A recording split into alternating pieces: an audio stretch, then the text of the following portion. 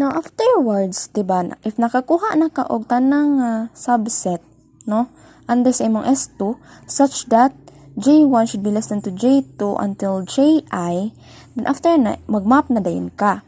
Muna sa atong proof de ari, panata de ari. Para sa akong gi-example ganiha, ang event 1 nimo ang event 1 nimo muna siya for example na kay katuganiha na kay 1 2. Tapos i-map nimo sa 1 2 3 4. So ang event 1 nimo mapping J1 to n sub n, no? Such that f of J1 meaning ang imong 1 mas dako kaysa sa mga elements di ari. So event 1, for example 1 map ni 1, di ba sa 1 kausar siya ma-map, di ba? Kasi 1 raman siya ang mo satisfy sa condition. Muna kung pila ka buok ways nga mo equal ng event 1, muna ang cardinality sa E1 is just equal to the value of the first element which is J1. Di ba? Kung pila value sa imong J1 which is 1, so maura na ang number of ways nga mo occur ang event 1. Muna ang cardinality of E1 is just equal to pila ka buok value. I mean, how much is the value of your element 1, which is, in this case, is 1. Tapos, sa event 2, for event 1 na siya. Event 1. Na sa event 2,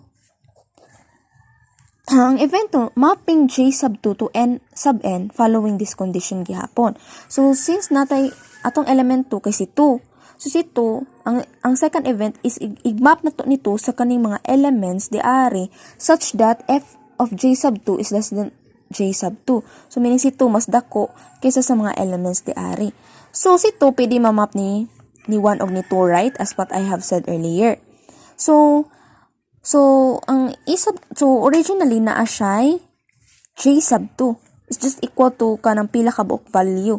Diba si 2 ma-map ni 1 o 2. So, na siya 2 ways originally. So, equivalent ra siya kung pili value sa imong J sub 2. So, which is just can be represented to J sub 2. Then, i-minus ra na nimo siya kung pila ka buok element ang nag-una nimo, which is 1.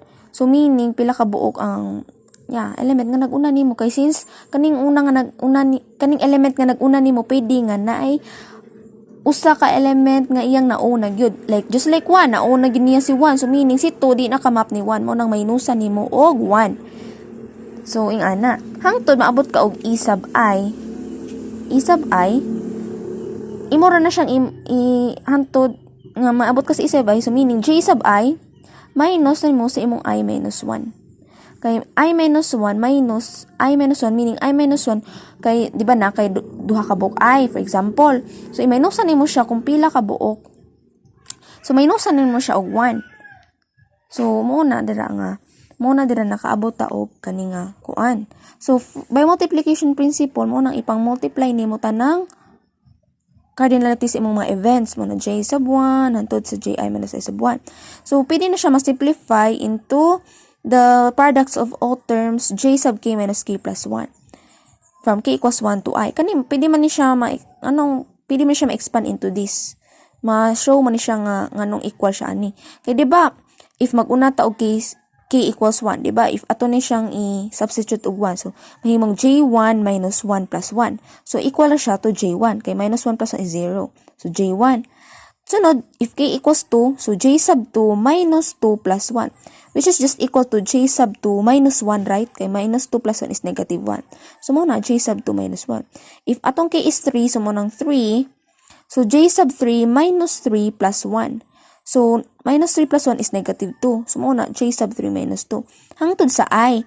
So, kay diba ang atong limit kay I. So, meaning, if atong K is I, so meaning, J sub I minus I plus 1. This is equivalent ani kung atong ning i-simplify. Munang mayingon ana. So, ang atong, So, ang atong total number of restricted one-to-one functions for specific SI is just the equivalent to pila ka buok sets of functions nga under atong nga condition if atong i-union or if i-gather. Mauna, nga mag-summation ta, kay tungod diba itong ganiha, diba si 1, 2, dili ra man ni mao ang subset under sa S2, naputay 1, 3, naputay 2, 3. So, mauna, mag-summation ta for all JIs na to. Applying this. So, for example, mag-una ta og 1, 2. So 1 to unahon na tog input di ari. So kutob rata sa j sub 2 minus 1 kay naraman tay duha ka elements, right? If na kay tulo ka elements, kutob ka sa j sub 3 minus 2. So since na duha, so kutob ra ka sa j sub 2 minus 1. So unahon ni mag input ang 1 og 2. So meaning si j1 nimo kay si 1, di ba? Times si j sub 2 nimo kay 2, so 2 minus 1. So mao na ka 1 times 2 minus 1.